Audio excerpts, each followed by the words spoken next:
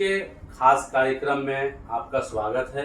जैसा कि आप देख रहे हैं, हम खड़े हैं किशनगंज के राजद के कद्दावर नेता दानिश इकबाल जी के साथ। आइए दानिश जी, आपका खास स्वागत है कशिश न्यूज़ की तरफ से। जी बहुत बहुत शुक्रिया। और तमाम जितने भी कशिश न्यूज़ के जितने भी व्यूअर्स हैं उन तमाम लोगों को मेरी तरफ से सलाम आदाब नमस्कार। और इस नवरात्रि के शुभ अवसर पे आप सभी को ढेरों सारी शुभकामनाएं। मैं आशा करता हूं आपका जो ये पर्व है हर्ष और उल्लास के साथ मनाइए। और अच्छाई जीतती आई है, कल भी जीतेगी, आज भी जीतेगी, आने वाले कल में भी जीतती आएगी इंशाल्लाह। सर, राजद के आप कद्दावर नेता हैं और युवाओं का पहला पसंद है।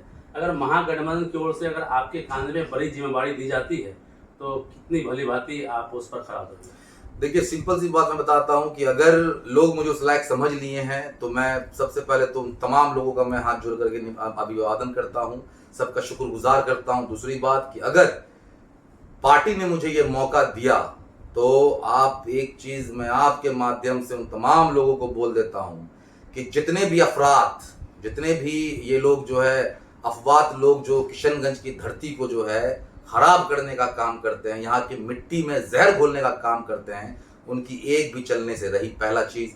दूसरा, अगर मुझे पार्टी मौका देती है तो मेरा जो काम, मेरा जो विजन होगा, क्योंकि मैं पढ़ा लिखा इंसान हूं, मैं किसी को भटकाने का काम नहीं करूंगा। मैं ये नहीं बोलूंगा गयूर नौजवान तुम आओ क़यादत को मजबूत करने के लिए। मैं ये नहीं बोलूंगा कि यहाँ पर जो है कभी भी दुर्गा पूजा में जो है ये पंडाल लगने नहीं दिया जाता है। मैं ये कभी नहीं बोलूंगा कि जो है हिंदू भाई मिलकर के मुसलमानों पर अत्याचार करते हैं। और मैं ये भी नहीं बोलूंगा कि मुसलमान भाई हिंदू भाइयों पर अत्याचार करते हैं। मैं सिर्फ और सिर्फ काम की बात करूंगा। और अपने विधानसभा एक नहीं, मैं अपने पूरे किशनगंज पूरे क्षेत्र की मैं बात करूंगा। वहां पे शिक्षा सही से होगी, अस्पताल सही से होंगे, वहां पे सड़कें नाले सही से होंगे इंशाल्लाह। अगर मुझे वो मौका मिला तो इस पूरे विधानसभा, इस पूरे जिले को मैं बदल करके दिखा दूंगा और लोग भी देखेंगे। और मैं आपके माध्यम से मैं ये चीज बोल देता हूं कि काम करने वाला होना चाहिए। फालतू के लोगों को अब बहुत हो गया है कि आप कौम के नाम पे, किसी चीज के भी नाम पे आप लोग किसी को आगे बढ़ा देते हैं। आपको देखना होगा कि आपके लिए खरा कौन है, 24 घंटा खरा कौन है। सबसे बड़ी जो बात होती है, जो किसी को जिम्मेदारी अगर कोई मिलती है तो जिम्मेदारी का पूरी तरीके से पालन होना चाहिए। लफबाजी से काम नहीं चलने वाला है। और खास तौर पर मैं ये भी कह देता हूं कि सीमांचल के ऊपर और खास तौर पे किशनगंज के ऊपर अगर किसी ने भी अपनी गंदी निगाह दिखाई तो मैं आंख में आंख डाल करके उसे सवाल भी करूंगा। और वक्त अगर आएगी तो उनकी आंख निकालने का भी काम करूंगा। सर, आप तो गंगा यमुना तहजीब की बात कर रहे हैं और इतिहास गवाह है। अभी एक दिन पूर्व अमित शाह आए अररिया में, उससे पहले प्रधानमंत्री आए पुणे में। घुसपैठ की बात लगातार उठाया जा रहा है।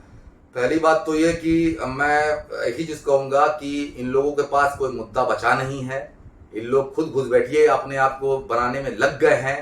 पहली बात तो ये कि एक हिंदुस्तान, इतने बड़े मुल्क और इतने बड़े शक्तिशाली मुल्क का एक गृह मंत्री अगर इस तरह का भाषण अगर देते हैं कि यहाँ पे घुसपैठी हो तो आप कर क्या रहे हैं? अरे आपको रिजाइन कर देना चाहिए उसी वक्त। अगर आपके रीजन में अगर आप कह रहे हैं, आप 10 साल 12 साल से आप इस हिंदुस्तान की गद्दी पे आप विराजमान हैं और तब भी आप जाकर के ये बात कहेंगे यहाँ पे घुसपैठी हैं। गृह मंत्रालय आपके अंडर में है, बॉर्डर आपके अधीन है, जितने भी तमाम प्रशासनिक अधिकारी आपके अधीन है, उसके बावजूद भी आप कहते हैं कि यहाँ पर अगर घुसपैठी है तो लानत है आप पे, आपके पद पे। अगर मैं उस जगह पर रहता और फिर भी मैं अगर ये चीज बोलता कि यहाँ पे घुसपैठी हैं, ये हैं, वो हैं, तो मैं इस पद से जो है उसी दिन, उसी वक्त, उसी क्षण में रिजाइन मार देता। तो ये देखना होगा कि हमारे जो हिंदुस्तान के जो गृह मंत्री हैं वो कितने मजबूत हैं और कितने ताकतवर हैं। वो तो इस बात का खुद ही आकर के माइक पे चिल्ला चिल्ला करके बोल रहे कि मैं कमजोर हूं, मैं कमजोर हूं, मैं कमजोर हूं। क्योंकि ये प्रमाण तो वो खुद दे रहे हैं ना, ये प्रमाण वो स्वयं दे रहे हैं कि मैं कमजोर हूं। अगर वो ताकतवर हैं तो क्यों नहीं अब तक निकाल पाए? और क्यों सिर्फ और सिर्फ चुनाव के टाइम में ही उनको ये चीज आता है याद? सर, मुस्लिम बाहुल जिला है और इस जिले में लगातार देखा जा रहा है जो हैदराबाद की पार्टी असदुद्दीन अवैसी है, फिर प्रशांत किशोर है, वो लगातार सभाएं कर रहे हैं सीमांचल में। ये लोग सारे के सारे लोग आए हैं वर्गलाने के लिए, भटकाने के लिए, मुद्दे से हटाने के लिए। मैं फिर से यही कहूंगा कि कौम के नाम पे कोई ना बटे, हिंदू मुसलमान के नाम पे कोई ना बटे। ये हिंदुस्तान एक बहुत बड़ा बागीचा है और यहाँ पे तमाम प्रांत के लोग बसते हैं, वो एक फूल के रूप में है। तो मैं एक ही चीज कहूंगा कि किसी भी बगीचे में जाकर के किसी भी फूल को आप नष्ट करने के लिए कोशिश ना करे, चाहे वो कोई भी हो, चाहे वो एक्स, मैं नाम किसी का नहीं लूंगा, चाहे वो एक्स हो, चाहे वो वाई हो, चाहे वो जेड हो, मैं एक ही चीज कहूंगा, हम लोग कल भी अमन चैन से रहने वाले इंसान हैं, हम लोग आज भी अमन चैन से रह रहे हैं और आने वाले वक्त में भी अमन चैन से रहे। हमारी हिमायत करने के लिए या हमारे परवाह करने के लिए आप मत सोचिए, आप कोई मत सोचिए, हम लोग अपने लिए, खुद के लिए हम लोग काफी हैं। सर ये सीमांचल का जो यह जिला है यह आरजेडी और कांग्रेस का किला रहा है, और ऐसे में ये बाहर के जो लोग आ रहे हैं तो क्या यह किला बचेगी? पहली बात तो ये कि जो बाहर से जो लोग जो आ रहे हैं उनको यहीं के लोग जो है आराम से प्यार मोहब्बत से रवाना कर देंगे, आप देखते रहिएगा। ज्यादा बोलूंगा नहीं, ज्यादा बोलना वैसे भी जो है बड़बोलापन हो जाएगा, लेकिन आवाम ने ठान लिया है, हिंदुस्तान ये बिहार में इंडिया गठबंधन की सरकार को लाना तय हो गया है, क्योंकि बात जो करेगा मुद्दे की उसी को मिलेगा वोट, सीधा सीधी बात है। सर लगातार कहा जा रहा है कि 25 से 30 और फिर से होंगे, नीतीश कहाँ तक सत्य होगा? मैं, आपको याद होगा कि मैं 2-3 अपने मंचों से एक बहुत अच्छा एक नारा निकाला था कि 2025 की दौर आई है, नीतीश कुमार की तय विदाई है। बस इसी नारे के साथ आप समझ लीजिए कि इंशाल्लाह सब लोग जाग चुके हैं, युवा जाग चुका है, और युवा ने जब जब करवट लिया है तख्त पलट हुआ है। तो यहाँ पर बस समझ लीजिए कि युवाओं की लहर है, जोश है, और वो जोश और वो लहर इस आगामी चुनाव में जो है वोट के माध्यम से आप लोग को जवाब भी मिलेगा।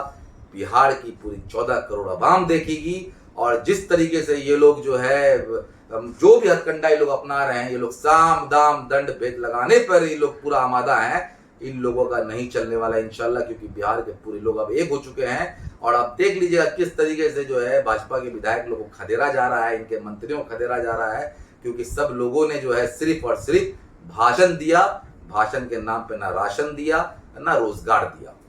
हिंदू वोट का जो बंटवारा हो जा रहा है चुनाव के समय में, इसको आप कैसे रोकेंगे?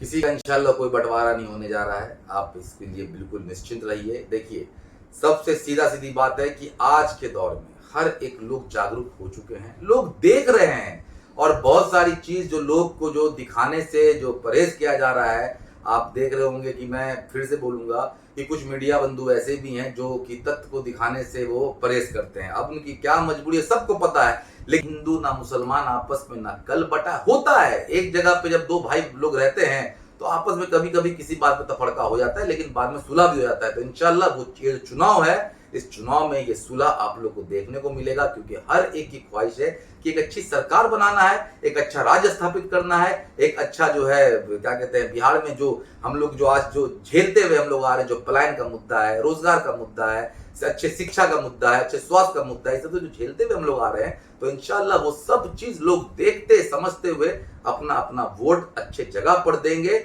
और इंशाल्लाह अच्छी सरकार बनेगी, इंडिया गठबंधन की सरकार बनेगी, और तेजस्वी यादव जी मुख्यमंत्री बनेंगे, उनके नेतृत्व में ये सरकार चलेगी, और जो जो वादा हुआ है इंशाल्लाह वो सारे वादों पे खरे उतरने का काम करेंगे। जैसा कि आप देख रहे थे, सीमांचल जिला किशनगंज के दानिश इकबाल राष्ट्रीय जनता दल के कद्दावर नेता हैं। काफी सारी बात हुई है, हाँ, सीमांचल को लेकर बात हुई है, अवेशी को लेकर बात हुई है, आगामी विधानसभा चुनाव को लेकर बात हुई है। इनका साफ कहना है कि युवा हो, नौजवान हो, बूढ़े भी हो, वो इस बार मन बना चुके हैं, तेजस्वी यादव मुख्यमंत्री बनेंगे। मैं किशनगंज से कशिश न्यूज़ के लिए